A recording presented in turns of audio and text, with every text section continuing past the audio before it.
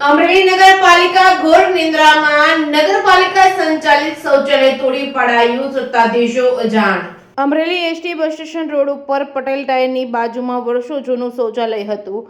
આમ તો પહેલેથી ચર્ચામાં રહેલું છે। આ શૌચાલય બનાવતા સમયે અવરોધો ઊભા થયા હતા। આશરે 15 વર્ષ પહેલા જ્યારે આ શૌચાલય બનાવવામાં આવ્યું ત્યારે આજુબાજુમાં આવેલી અજમેરા સ્કૂલના સંચાલક રાજુભાઈ કામદાર દ્વારા કલેક્ટર કચેરીએ ચાલુ નહીં કરવા અપીલ કરવામાં આવી હતી, પરંતુ આજ સુધી આ બાંધકામ તોડી પાડવાના કોઈ હુકમ કરવામાં આવ્યા ન હતા। પણ રાતોરાત આ નગરપાલિકા સંચાલિત શૌચાલય તોડી પાડવામાં આવ્યું હતું। જ્યારે આ બાબતે નગરપાલિકાના ચીફ ઓફિસર સાથે જાણકારી મેળવવાનો પ્રયાસ કરાયો તો જવાબમાં તેઓએ જણાવ્યું હતું કે આ બાબતે મને કોઈ જાણકારી નથી। અન્ય સત્તાધીશોને પણ આ બાબતે પૂછવામાં આવતા બધાનો એક જ જવાબ હતો કે અમને આ બાબતે કોઈ જાણકારી નથી। તો શું સરકારી બાંધકામ કોઈ અજાણ્યા લોકોએ તોડી પાડ્યું હશે કે પછી કોઈને ફાયદો કરવા માટે બંધ બારણે કામ કરવામાં આવ્યું છે?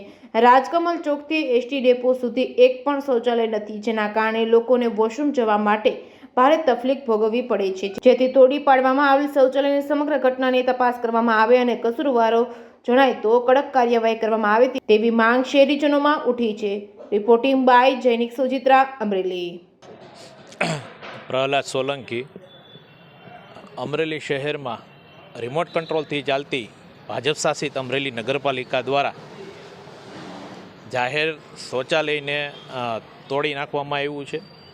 આ શૌચાલયમાં અનેક લોકો અને બસ સ્ટેન્ડથી નાના બસ સ્ટેન્ડ સુધીના તમામ અવર જવરવાળા વિસ્તારના લોકો ત્યાં આનો ઉપયોગ કરતા। આ શૌચાલયનું તોડવામાં ચીફ ઓફિસરને મેં ટેલિફોનિક વાત કરેલ, એને પણ આ શૌચાલય કોણે તોડ્યું છે, ક્યારે તૂટ્યું છે એનું પણ જાણ નથી। અમરેલી નગરપાલિકાના એન્જિનિયરને પણ આ શું બનાવ બન્યો છે એની પણ કોઈને ખ્યાલ નથી। તો કોના કહેવાથી આ શૌચાલય તોડવામાં આવ્યું છે? અને બીજું એ કે આ શૌચાલય તોડ્યા પછી પાછળની સાઈડ જે શટર મૂકવામાં આવ્યું છે એ કોના કહેવાથી શટર મૂક્યું છે? તો આ બાબતે ચીફ ઓફિસરને ચર્ચા કરેલ છે। ચીફ ઓફિસરને પણ એ કોઈ આ જે બનાવ બન્યો છે એની કોઈ જાણ નથી। નગરપાલિકાના પ્રિવેન્સીમાં આવેલી તમામ વસ્તુ હોય, પણ જો નગરપાલિકાના ચીફ ઓફિસરને ખ્યાલ ન હોય તો કયા અધિકારી એ આવું કામ કરેલ છે તેની અમે તટસ્થ તપાસ કરશું। વિપક્ષ તરીકે અમે અનેક મુદ્દાઓમાં